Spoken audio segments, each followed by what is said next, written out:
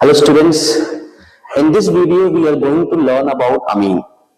और अमीन का हम वैसा पार्ट डिस्कस करने जा रहे हैं जहां से सबसे ज्यादा क्वेश्चन पूछता है और सबसे ज्यादा इंपॉर्टेंट है, और यहां से चाहे मेंस हो, चाहे एडवांस हो, चाहे बोर्ड हो, ये इसका फेवरेट टॉपिक है। क्या है? बेंजीन डायजोनियम के रिएक्शन। पहले समझते हैं बेंजीन डायजोनियम होता क्या है। आपको पता है अमीन के बारे में? अमीन क्या होता है?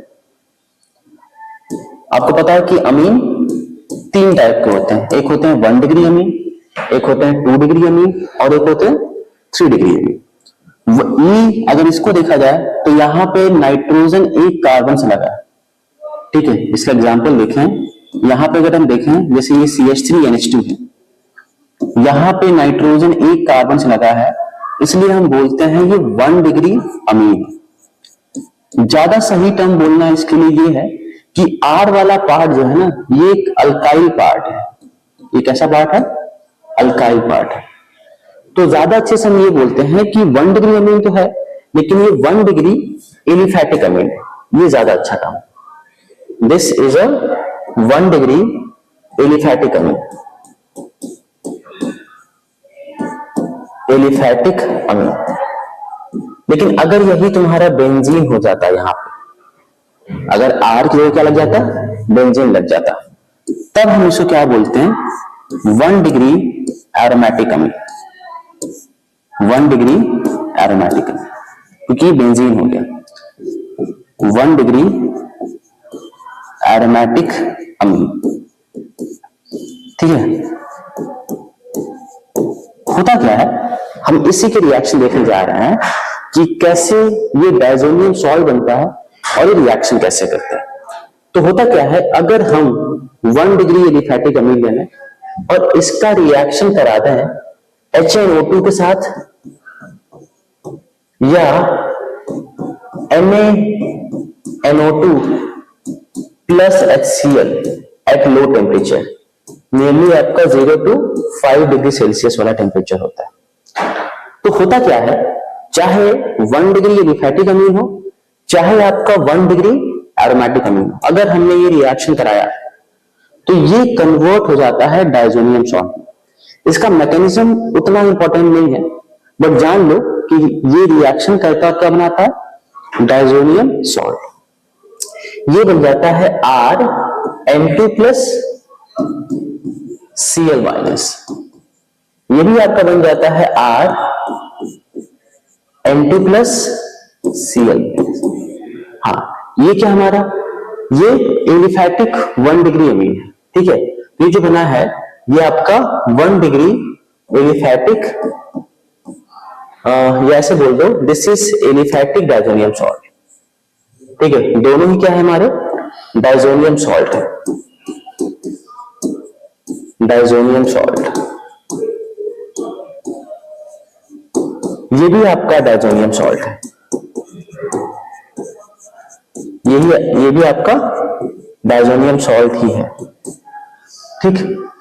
जब ये रिएक्शन करता है तो डायजोनियम सॉल्ट बनता है। खास बात क्या है इसकी, डायजोनियम वर्ड क्यों आया है? क्योंकि यहाँ पे N और N के बीच में डबल बॉन्ड है, इसलिए ये इसका नाम है डायजोनियम सॉल्ट, ठीक है। सेम चीज यहाँ पे, जहां पे आपको डाइएजो वर्ड दिख जाए मतलब वहां पे N डबल बॉन्ड N है। जैसे जहां पे आपको थायो दिख जाए मतलब क्या समझोगे? सल्फर है। जहां पे तुम्हें दिख जाए सपोज ये मतलब डाइएजो वर्ड, तो वहां पे क्या समझोगे कि नाइट्रोजन डबल बॉन्ड नाइट्रोजन होता ही है। अब इतना इंपॉर्टेंट क्यों है? चाहे 1 डिग्री एलिफैटिक अमीन हो, चाहे 1 डिग्री एरोमेटिक अमीन हो, ये इसलिए इतना इंपॉर्टेंट है कि जब हम इसका रिएक्शन कराते हैं, हल्का फुल्का वाटर भी हमने ले लिया, ठीक है। ये ऐसे समझो, उसके बाद में देखेंगे। ये जो बना है RN2 प्लस, ये RN2 प्लस में N2 इतना बढ़िया लिविंग ग्रुप है। This is an excellent leaving group, excellent leaving group, excellent leaving group, चाहे अल्काइल का हो चाहे अराइल का हो। अब इससे क्या होता है? एक्सीलेंट लिविंग ग्रुप होने से इससे ये फायदा होता है कि ये आसानी से N2 बाहर निकल जाता है। RN2 प्लस जो है चाहे PHN2 का भी क्यों ना हो, ये आसानी से लीव करके बाहर चला जाता है, बहुत ही एक्सीलेंट लिविंग ग्रुप है। तो N2 निकल जाता है और मिल जाता है R प्लस। सेम चीज यहां पे भी है, N2 निकल जाता है और यहां मिल जाता है हमें PH प्लस, फिनाइल कार्बोकेटाइन। और अगर तुमने कोई भी ऐसा कंपाउंड है जिसके पास नेगेटिव पार्ट हो, अनायन, तुरंत ये रिएक्शन करता है, तुरंत। जैसे ये डायजोनियम का रिएक्शन अगर हम करा दें, जो बना है वाटर के साथ, हल्का सा वाटर के साथ हीट कर दें, तुरंत आपका N2 बाहर निकल जाएगा और H2O का OH वाला पार्ट आके इससे अटैक कर लेगा और अल्कोहल बना देगा। ये तो इतना वर्सेटाइल कंपाउंड है कि यहां पे N2 को हटा के जो मन करे आप वो ऐड करो, जो भी मन करे वो आप आसानी से ऐड कर सकते हैं।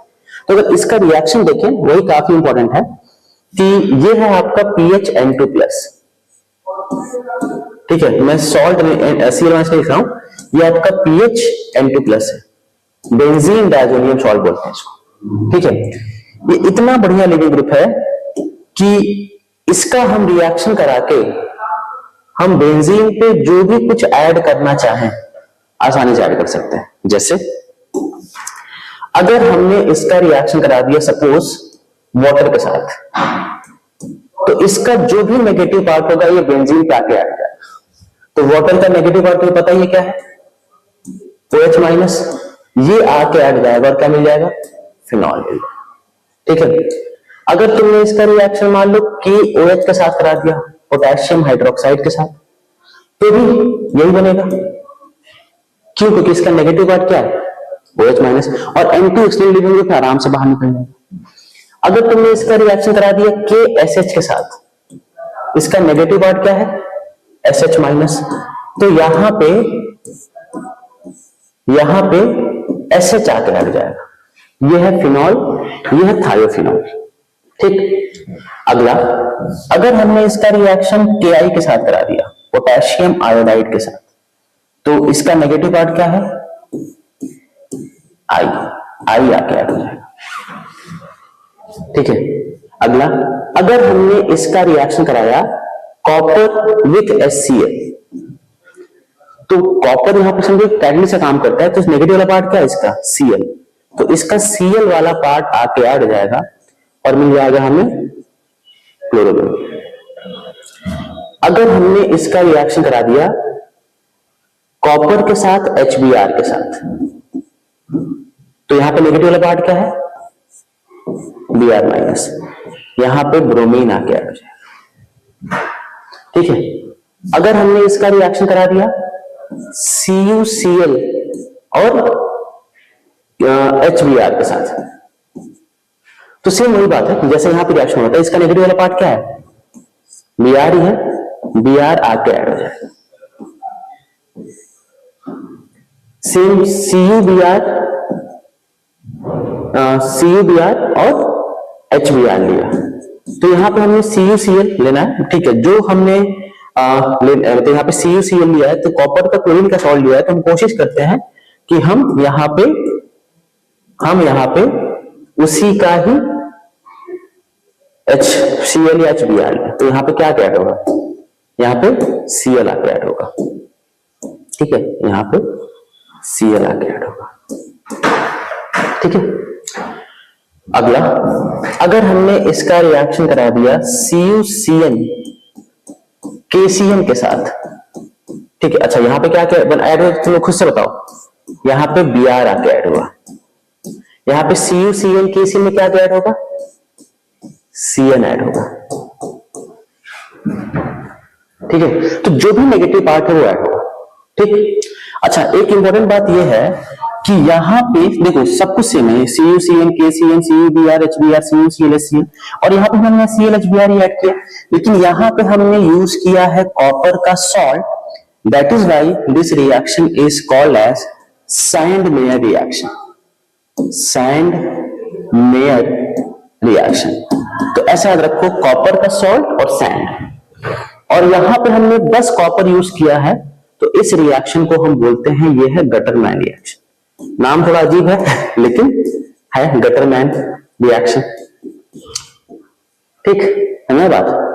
अगला, एक बहुत ही बड़ा रिएक्शन कि बेंजीन डायजोनियम को अगर हमें बेंजीन में कन्वर्ट करना है तो दो रिएजेंट बहुत इंपॉर्टेंट। एक रिएजेंट है तुम्हारा H3PO2, तो ये क्या करता है, ये N2 को हटा के सीधा बेंजीन में कन्वर्ट करता है। और खास बात यहां पे जो समझने वाला है वो ये भी समझना कि H3PO2 कन्वर्ट होता है H3PO3 में। मतलब सबका बाय जाता है, देखो सब में N2 तो निकलेगा, लेकिन यहाँ पे H3PO2 क्या होता है, H3PO3 में।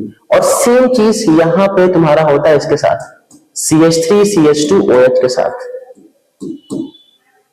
इथेनॉल के साथ। तो इथेनॉल के साथ अगर हम रिएक्शन कराएं तो सेम वही बेंजीन बना होगा और इथेनॉल कन्वर्ट हो जाएगा CH3COH एल्डिहाइड। ठीक है, समझ आया बात? तो ये रिएक्शन देख लो, ये बहुत इंपॉर्टेंट रिएक्शन है, इसको एक बार रिवाइज कर लो। एक दो रिएक्शन इसके बहुत इंपॉर्टेंट जो हम अलग से देखने जा रहे हैं। होता क्या है, अगर हमें बेंजीन डायजोनियम पे सीधा F2 ऐड करना, F ऐड करना, सॉरी, अगर हमने F ऐड करना है तो अगर हम समझें कि यहाँ पे HBF4 से रिएक्शन करा दें तो इसका नेगेटिव वाला पार्ट आके होगा, लेकिन ध्यान रखना यहां पे ऐसा नहीं है। यहां पे क्या होता है, सबसे पहले ये इससे रिएक्शन करता है, ठीक है, और बनाता है N2 plus BF4 minus benzene diazonium fluoroborate, इसका नाम है बेंजीन डायजोनियम फ्लोरोबोरेट। हाँ, अब जब हम इसको हीट करते हैं, हीट करने या H में यूज करने पे तब जाके N2 बाहर निकलता है और यहाँ पे F ऐड होता है। N2 तो बाहर निकलेगा, यहाँ पे F ऐड होगा, और यहाँ पे लिखना चाहो तो यहाँ पे BF3 भी बाहर निकलता है। अच्छा, अगर हमने इसको KNO2 के साथ कन्वर्ट कर दिया तो इसका N2 हटेगा, मतलब यही N2 प्लस और नाइट्रोबेंजीन मिलेगा। ठीक है, तो यही आपका बेंजीन डायजोनियम का रिएक्शन और बहुत इंपॉर्टेंट रिएक्शन है, इसको याद रखना। With this we ended today, thank you.